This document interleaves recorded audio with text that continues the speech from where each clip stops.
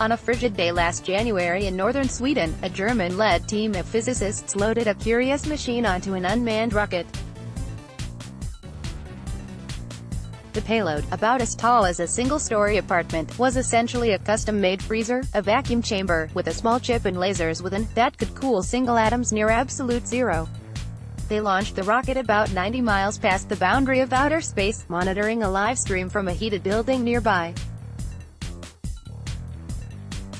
Then, just 17 minutes later, they watched as the freezer plummeted back down to Earth, landing via parachute on snowy ground 40 miles from the launch site. This ridiculous-sounding experiment is something physicists have been aching to do for years.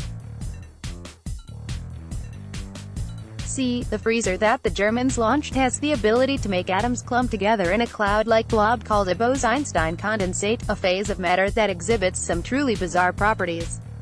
It's delicate enough to respond to tiny fluctuations in gravity and electromagnetic fields, which means it could someday make for a super-precise sensor in space. But down on Earth, it tends to collapse in a matter of milliseconds because of gravity. So the blobs had to go to space.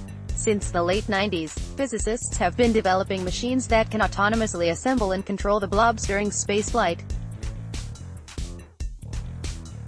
And with this rocket launch, they've succeeded.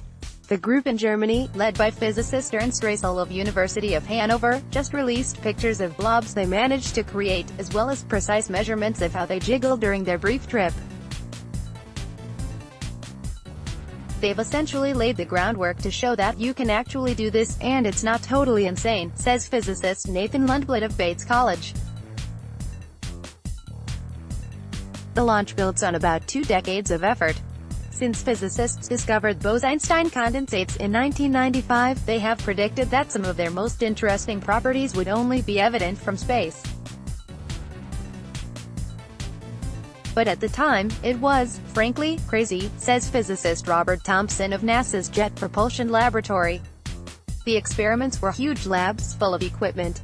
They had to figure out how to make the freezers much smaller and stabler to survive the trip to space, which involved miniaturizing lasers, mounting electronics on chips, and securing them all very, very firmly. They also needed to test their automated machine. In one memorable experiment, Rössel's group threw a freezer down a 500-foot tower onto a pile of styrofoam peanuts like a gaggle of modern-day Galileos. But with the rocket, they got 6 minutes to do their experiments, rather than just 4 seconds in the tower drop. Thompson is leading a U.S. effort to do similar experiments. Last month, his team installed a new experimental setup on the International Space Station, called the Cold Atom Laboratory, which will make Bose-Einstein condensates in microgravity for years. Lundblad is planning to use the lab to make the blobs form bubble-like shapes, which is pretty much impossible on Earth. Studying the bubbles should yield new insights about how atoms organize themselves. Lundblad will be working remotely, though. When the initial experiments begin in about 3 months, his team will be puppeteering the bubble blobs from an office computer. They do these experiments because the Bose-Einstein condensate is no ordinary blob. It's a distinct phase of matter with no true parallels in anything else you see in everyday life. It's like, imagine you were in a culture where you'd never seen ice, says Lundblad. You find out that when you cool water past 32 degrees Fahrenheit, this amazing form of H2O appears that is crystalline and regular. When atoms cool down to become a Bose-Einstein condensate, they undergo a drastic transformation utterly unlike their initial state. The freezer forces the atoms, which usually bounce around in random directions, to slow down and act like a single unit. Physicist Dana Anderson of the University of Colorado, Boulder, says the blob is to atoms as laser is to light.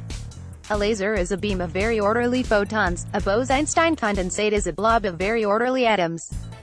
And that orderly unit does weird stuff. Just like a photon of light behaves like both a particle and a wave, this blob also has wave-like properties, where one part can actually interfere with another part, to produce ripples in itself like waves colliding in a pond. One motive for these experiments is just to study how the blobs actually behave because they are so unlike anything else on Earth. Another overarching goal is to make these blobs interfere with themselves and to see how the ripple patterns change with subtle environmental fluctuations. The patterns should be sensitive to tiny changes in the microgravity of space, which could make them good navigational tools. In addition, precisely studying how gravity acts on quantum objects could shed light on how to unite the theory of general relativity with quantum mechanics theory, says physics graduate student Meg Lockman of the University of Hanover. General relativity is really good at describing everything that is large, and quantum mechanics is about small things, like single atoms. The problem is in between, she says. How do they fit together? These experiments could also further quantum computing efforts, says Anderson, whose company Cold Quanta has supplied the NASA experiment with hardware. Researchers are planning a quantum internet in which quantum computers could connect to each other via satellites.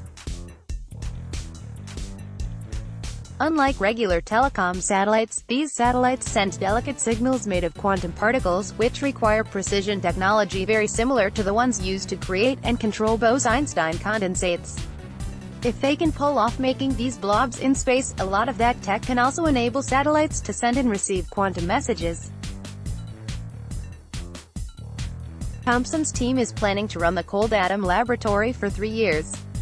After that, they want to collaborate with the German group to upgrade the space station lab for a new round of blob experiments in their freezer. Just call it the ISS box. More great Wired stories.